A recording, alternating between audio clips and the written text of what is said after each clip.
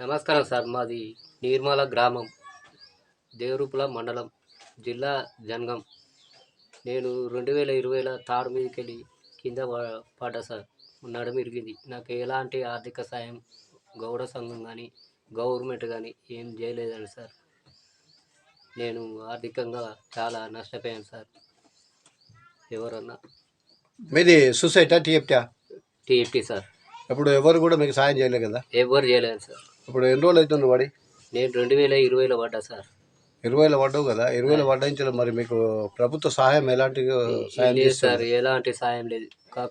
అది నాకు ఒక పింఛని, వికలాంగుడు అనే ఒక పింఛని ఇస్తారు సార్. అంటే మీ సంఘం నుంచి మాత్రం ఎలాంటి లేదు సార్.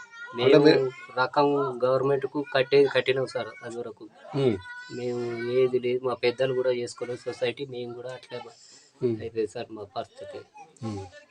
ఇప్పుడు నీకేం కావాలి? నాకు ఆర్థిక సాయం కావాలండి సార్. ఎంతమంది పిల్లలు నీకు? నాకు ఒక కొడుకు, ఒక బిడ్డ సార్. నీకు భూమి జాగాలు ఏమైనా ఉన్నాయా? భూమి 2 ఎకరాల భూమి ఉంటే నన్ను అడుగురిగితే అమ్ముకొని పెట్టుకున్నా సార్. ఇప్పుడు నేను బతకడానికి కూడా నాకు ఎలాంటి అవకాశం లేదు సార్. ఇప్పుడు మీ జీవన విధానం ఎట్లా జరుగుతుంది?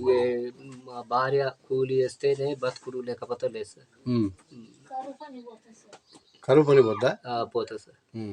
నువ్వు మీకు కూడా వికలాంగులు కూడా కరువు పని ఇస్తారు కదా? లేదు సార్. నాకు నడవనికే రాదు సార్. ఎంతవరకు చదువుకున్నావు నువ్వు? నేనేం మామూలుగా 2వ క్లాస్ చదివినా సార్. అప్పుడు ఆర్థిక సాయం లేక. ఇప్పుడు ప్రభుత్వం నుంచి మీకు హెల్ప్ లైన్ ద్వారా డబ్బులు రావాలి? లేదు సార్. ఏది లేదు సార్. ఏం లేదు అంటే ఇప్పుడు ఎట్లా మళ్ళీ మీ జీవనం ఎట్లా జరుగుతుంది? అదేనండి సార్. నేను అందుకనే మిమ్మల్ని సహకరించే సార్. మాకు ఏదైనా ఉపాధి కల్పిస్తే నేను జీవనం అదే సార్.